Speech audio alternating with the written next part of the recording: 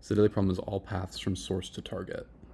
You can pause to read it, but it's a graph problem. We're given a directed acyclic graph, and we're looking to find all the paths and return it as a list of lists, where each list contains all of the nodes in the order that they're traversed through, from node 0 to the final node.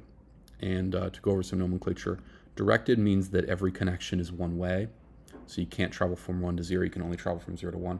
Acyclic means that you can't ever travel from 0 back to 0 anyway. And the format that we're given this graph in is as an adjacency list, which is really useful. That's almost always what you want.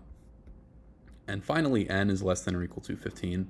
So you can't have more than 15 nodes, which means that you'd be hard pressed to come up with an algorithm that works but doesn't work in the time constraint, which is good to know. I find there's generally two types of problems where a specific algorithm is requires brain power. There's algorithms that are hard to do at all, hard to think of a solution at all, and maybe this is a version of that where they say do something, and then figuring out how to do that thing at all is kind of tough. And then there are problems where maybe a lot of dynamic programming solutions are to problems where it's really easy to think of a brute force solution, but the brute force solution would take a million years, and you have to optimize better than that.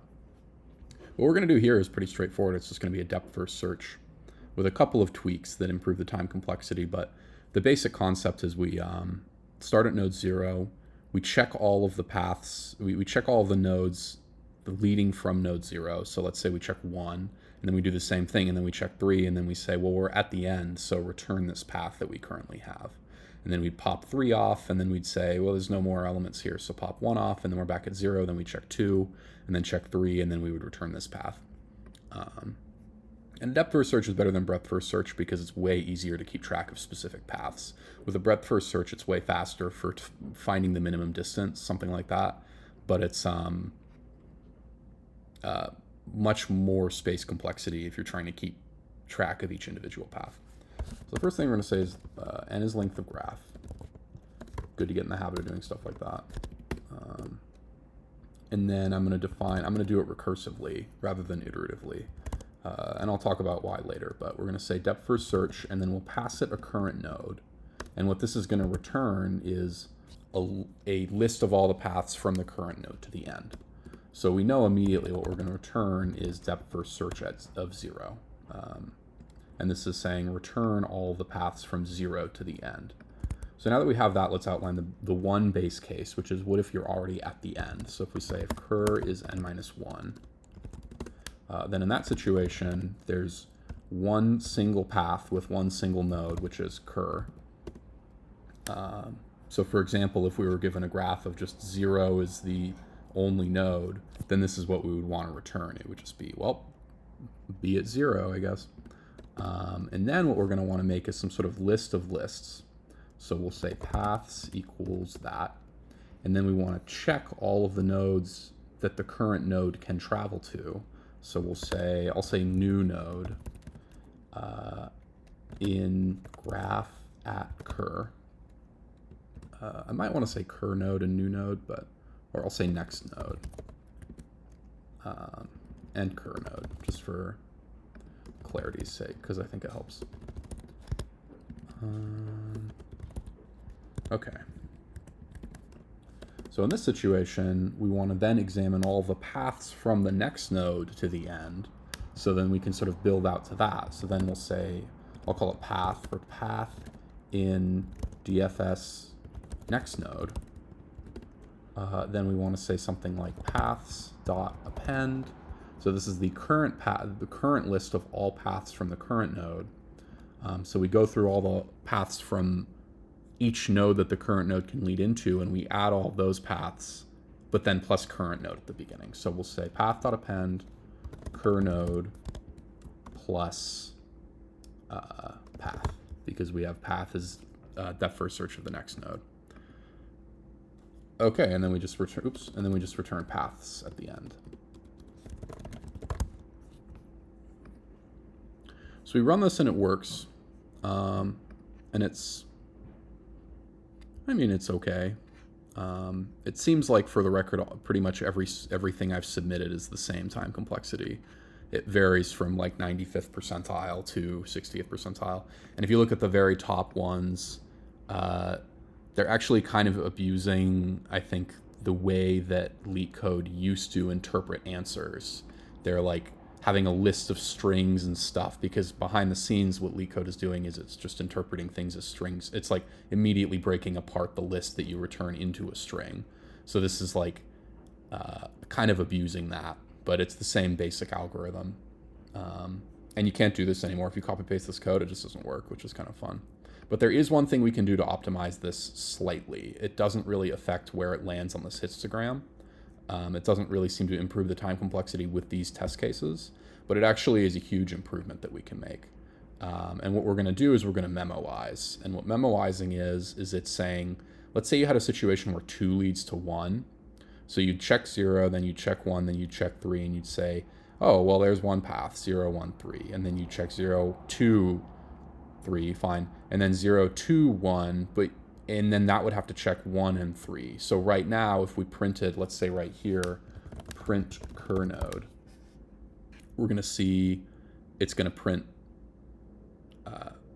0, 1, 2, 3. Or it might not quite be in that order, but it should print, or it's never going to print 3 because that returns here. But it prints 1, and then 2, and then this for loop exits out in the 0th recursion when cur is 0, and then it prints 0.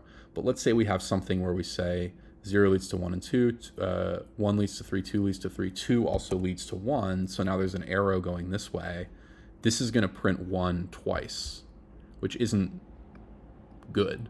I mean, that fact by itself is, I guess, neither good nor bad, but it means that we've called this function twice on 1, but we already sort of had an answer for 1, which was it leads to 3. And if there was some complicated, huge series of nodes over here that 1 could lead to, and 0 led to 1, and it led to 2, which led to 1, we'd have to recalculate all of that twice, which we're currently doing here. So it's actually extremely simple. We just kind of use the built-in memoization. We just say cache. And when we run it now, we'll see that 1 only prints once. And what this does, what you see people do a lot too, is LRU cache. And then they say max size equals none. And this is, if I'm not mistaken, exactly the same thing as cache. What this is saying is make a cache, and caching is when you keep track of what you've already calculated. So there's caching, and then memoization is kind of the recursive version of caching, and tabulation is the iterative version of caching. Just some useful concepts, especially when you talk about dynamic programming, which this arguably is. But a cache is just anything where you're keeping track of your answers you've already calculated.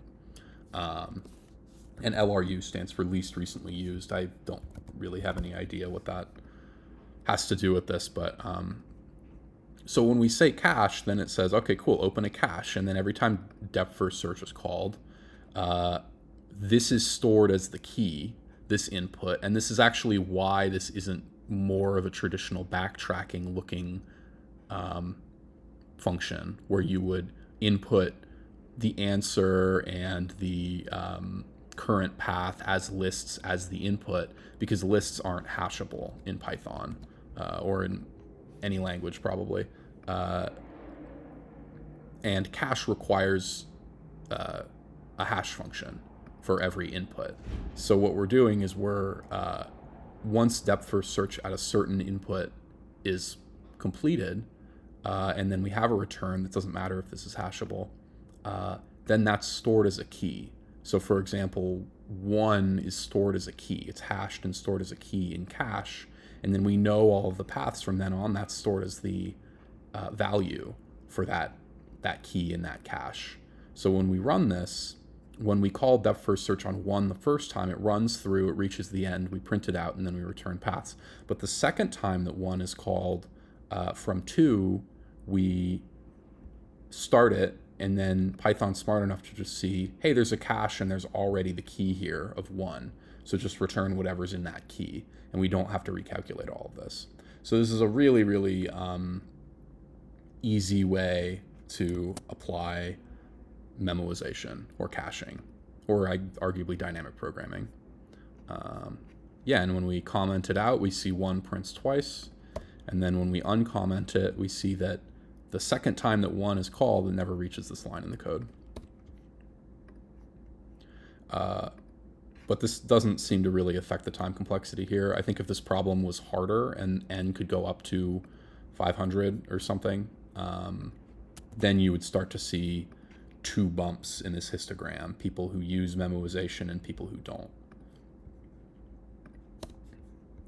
But that's the solution. That's a little introduction into cache. If you ever see people put LRU cache max size equals none,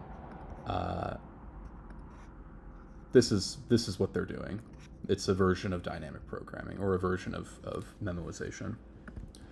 That's the daily problem.